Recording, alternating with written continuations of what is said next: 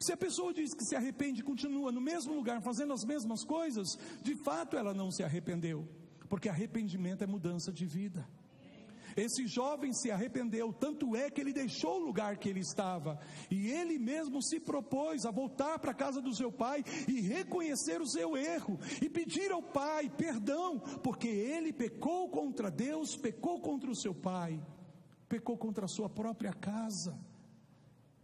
Lembra que ele planejou dizer para o pai isso e mais ainda: pai, já não sou mais digno de ser tratado como teu filho, me trata apenas como um dos teus empregados. Isso é um verdadeiro arrependimento, amém? Esse é o verdadeiro arrependimento. Arrependimento não é uma autocomiseração onde a pessoa chora, mas continua fazendo as mesmas coisas. Arrependimento é deixar o seu estado atual e retornar, tomar o caminho de volta. E esse menino toma o seu caminho de volta. E a Bíblia diz que quando o pai de longe o avista, amém, corre em direção a ele, o abraça, o beija, e ele não tinha falado absolutamente nada. Isso mostra como o pai estava pronto, correndo, o abraçou e o beijou, amém? Diz o versículo 21: e o filho lhe disse: pai, pequei contra o céu e diante de ti, já não sou digno de ser chamado teu filho. E o resto que ele planejava dizer, ele não pôde dizer: me trata como um dos teus servos. Não, porque o pai o interrompe e diz no versículo 22: o pai, porém, disse aos seus servos: trazei depressa a melhor roupa e vestiu. Foi isso que nós falamos domingo passado. Esse presente que o pai dá para nós, como seus filhos, porque cremos em Jesus. E também disse-lhe: ponde-lhe um anel no dedo e sandália nos pés. Então hoje eu quero falar sobre o que significa na Bíblia esse anel. E domingo que vem, se Deus nos permitir, nos der graça, nós vamos falar das sandálias, dos calçados novos, sapatos novos. Digam amém. Importante salientar que cada um desses três presentes é o que o pai dá ao seu filho, mediante o seu favor, a sua graça. Não há nenhum merecimento aqui, amém?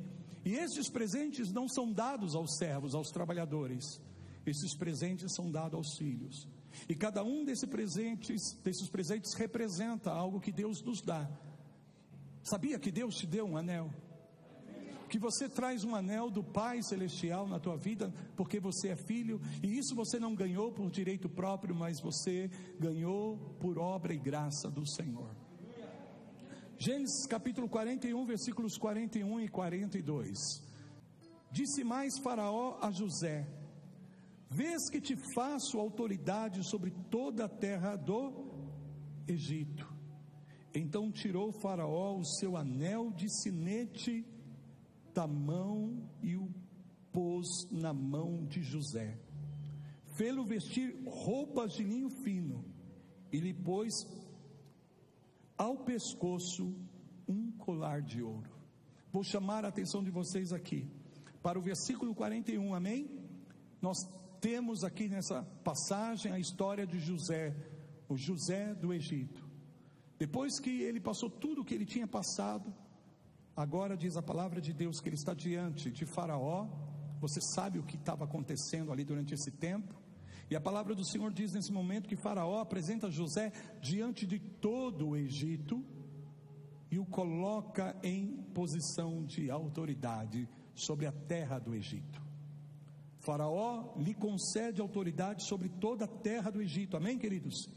E no versículo 42 está aí a representação, o símbolo dessa autoridade, quando o Faraó tira o seu anel e põe o anel no dedo de José, dizendo: este é o sinal da autoridade que você tem sobre toda a terra do Egito. Mais um texto. Então estamos vendo aqui como o anel na Bíblia significa autoridade, amém? Esther, a história de Esther, uma linda história, uma história romântica nas escrituras, amém? Esther no capítulo 8, versículo 1 a 2, a palavra do Senhor declara: naquele mesmo dia deu o rei Assuero, a rainha Ester, a casa de Amã, inimigo dos judeus. E Mordecai veio perante o rei, porque Ester lhe fez saber que era seu parente. E olha o que diz o versículo 2: tirou o rei o seu anel que tinha tomado a Amã e o deu a Mordecai, e Ester pôs a Mordecai por superintendente da casa de Amã. Olha que momento lindo. Amã era inimigo do povo judeu, inimigo do povo de Deus. Ele havia feito uma trama terrível para exterminar em um só dia todos os judeus. Todos os judeus. E uma sentença havia sido estabelecida. Porém Deus entrou nessa causa, através da intercessão, do posicionamento de Ester, amém? E a palavra de Deus diz que essa situação então é revertida. O mal que Amã havia planejado contra os judeus se voltou contra ele e a sua casa. E no final, Mordecai e Ester recebem autoridade, e aqui o rei entrega o seu anel como um sinal de autoridade. Ainda nesse mesmo capítulo de Ester 8, no versículo 8 diz: escrevei pois aos judeus, como bem vos parecer, em nome do rei, e selai com o anel do rei, porque os decretos feitos em nome do rei, e que com o seu anel se selam, não se pode revogar. Portanto, creio que até aqui é o suficiente para nós já entendermos que anel é um símbolo de autoridade na palavra de Deus. Então, quando o pai está entregando o anel, o pai está restaurando a autoridade desse filho. Amém? E nós precisamos entender um pouquinho, pastor Tiago, o que é autoridade na palavra de Deus. Porque Deus nos deu autoridade. Todo filho de Deus está revestido com esse anel, um anel de autoridade espiritual. O mundo espiritual, que é uma realidade, inclusive superior à realidade do nosso mundo natural, reconhece a autoridade de Deus que você traz na sua vida como cristão, como filho de Deus. Às vezes você pode se sentir uma pessoa extremamente inferior, incapaz, limitada, e de fato nós somos, mas agora que nós estamos em Cristo, o Pai nos presenteou com um anel de autoridade espiritual. E às vezes nós não entendemos o significado, a importância dessa autoridade espiritual que repousa sobre nossas vidas. E eu quero pedir ao Espírito Santo de Deus essa noite, que Ele nos ajude, nos dando sabedoria, entendimento, para que a gente entenda o poder dessa autoridade e comecemos a de fato fazer uso na nossa vida dessa autoridade espiritual. Diga comigo: eu, em nome de Jesus, tenho autoridade divina na minha vida. Aleluias. Esses dias atrás, já há alguns meses, não me lembro bem quanto tempo, mas eu e o Vanderlei, cadê o Vanderlei? Vanderlei, nós estávamos voltando de viagem para o Embu das Artes. Quando nós estávamos ali, passando pelo bloqueio, o policial simplesmente fez um movimento com a mão assim, ó, e eu parei o carro. Amém? Quer dizer, ele tem o poder físico de parar um automóvel? Não tem. Um automóvel pode passar por cima dele. Mas por que nós paramos? Porque nós reconhecemos o distintivo. Nós reconhecemos o símbolo da autoridade que está por trás daquele policial. E Jesus fala sobre autoridade em Marcos capítulo 1, versículo 22, não precisa abrir, quando a palavra de Deus, ele está demonstrando aqui a autoridade. A palavra de Deus diz aqui que as pessoas estavam maravilhadas da forma como Jesus estava ensinando, da sua doutrina. A Bíblia aqui diz doutrina, e a palavra doutrina significa ensinamento. Então o texto diz: maravilhavam-se da sua doutrina, porque os ensinava como quem tem autoridade, e não como os escribas. Amém? Quando Jesus falava, quando Jesus ensinava, ele transmitia no seu ensino uma autoridade. E as pessoas que estavam ali ouvindo eram tocadas por essa autoridade e reconheciam essa autoridade.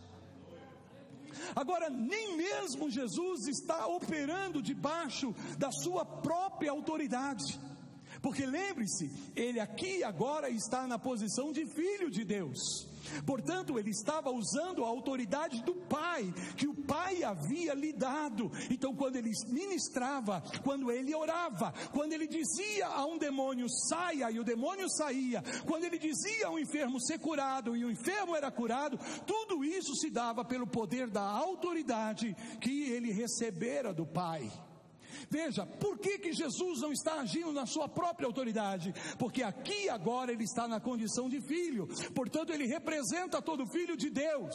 Ele está agindo com a autoridade do Pai e mostrando para mim e para você que agora nós temos esse mesmo anel nas nossas vidas também para vivermos em autoridade espiritual.